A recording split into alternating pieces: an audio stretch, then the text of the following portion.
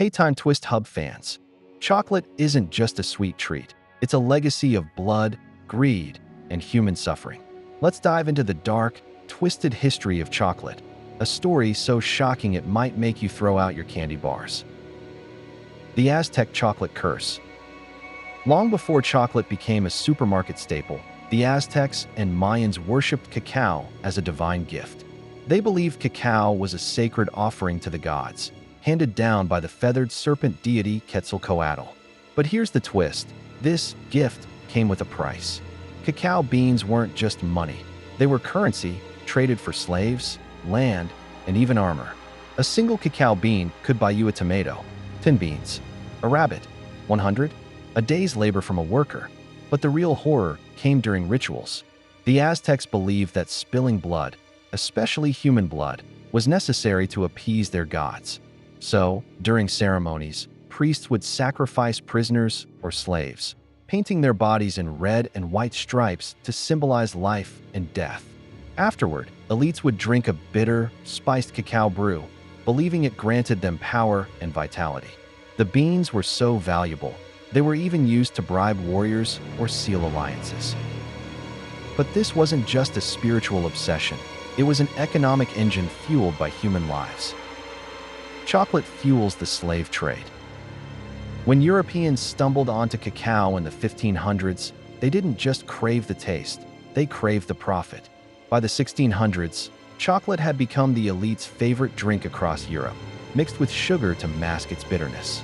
But sugar plantations in the Caribbean and South America were already powered by enslaved Africans. The same ships that carried sugar back to Europe also brought cacao, creating a deadly triangle.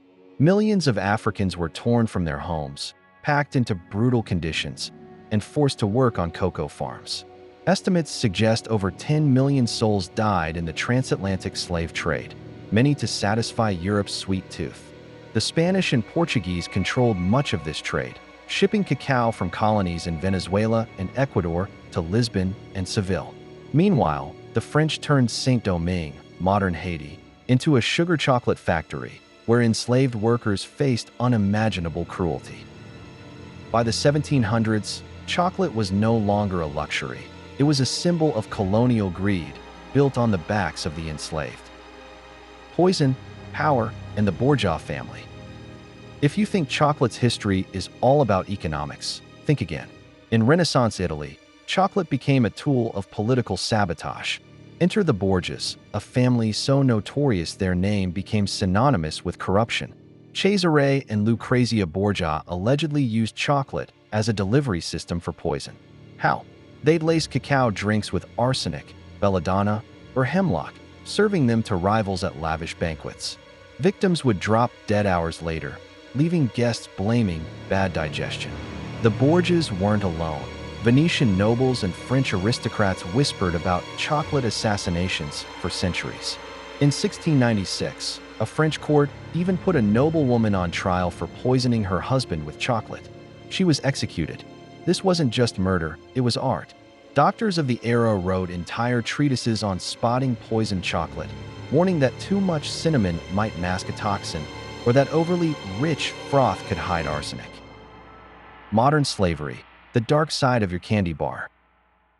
You might think the worst is behind us, but chocolate's dirty secrets linger.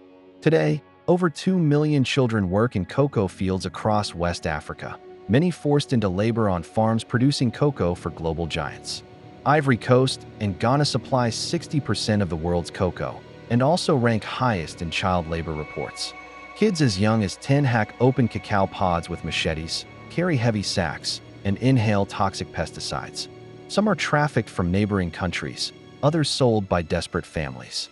Even ethical brands struggle to trace their supply chains. Major companies like Nestle and Hershey have faced lawsuits over child labor ties, though they deny direct involvement.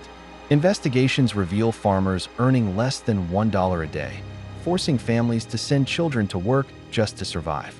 And here's the kicker: your fair trade bar might not be so fair. Audits are rare, and loopholes let unethical practices thrive. What can you do? So, what's the solution? Start by asking questions. Who made your chocolate? Where does the cocoa come from? Look for certifications like Fair Trade, Rainforest Alliance, or Direct Trade, which prioritize ethical sourcing. Support small bean-to-bar brands that visit farms and publish salaries paid to growers. Or better yet, try raw cacao nibs, a bitter but guilt-free alternative. And if you're still craving a truffle, remember, every bite of chocolate carries centuries of exploitation. Final thought. Chocolate's history is a bittersweet tale of power, poison, and pain. But now that you know the truth, you've got the power to demand change. Like this video if you'll never look at chocolate the same way again. Share it, and tag your friend who eats 3 chocolate bars a day. Because ignorance isn't sweet anymore.